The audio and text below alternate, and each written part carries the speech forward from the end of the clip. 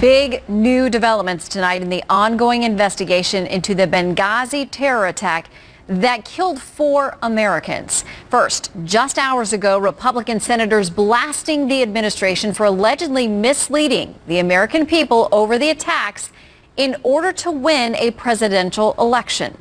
The American people were misled. The story told by Susan Rice and the president himself is absolutely collapsed. It is not credible. It is a fabrication. It was all about a presidential campaign and the narrative that bin Laden is dead, Al-Qaeda's on the run. Ambassador Rice was asked on Meet the Press, do you have any regrets about what you said on every single Sunday show? The fact that she'd have no regrets about misleading the American people is deeply troubling. The American people were badly misled. And earlier, the powerful chairman of the House Intelligence Committee threatening to recall the former acting director of the CIA and his boss to answer some questionable testimony. Chief Intelligence Correspondent Catherine Harrod's live in Washington with more. Catherine.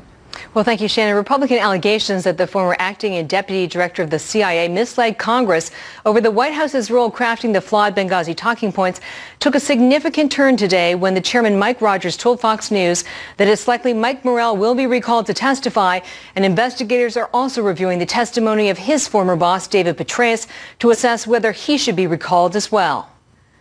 We're looking at Director Petraeus's review, transcripts and reviews, looking what information we have now available. Sometimes that second interview can be equally important, and it is likely we will have Director Morrell up to testify before the committee.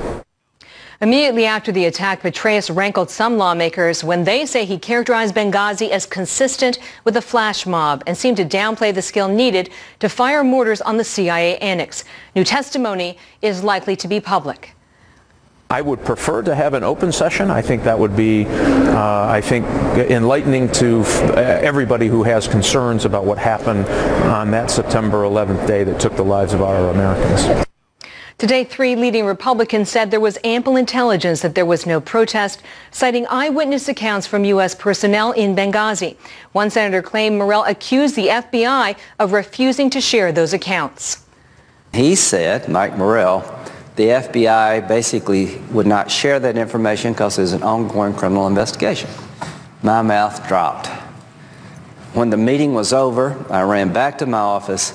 I called the FBI. They also denied that their agents ever withheld information from the CIA.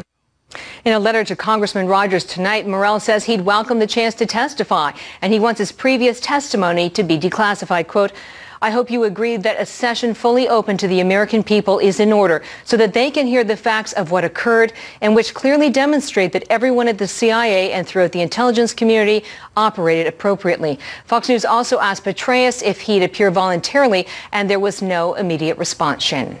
Catherine, thank you very much. You're welcome.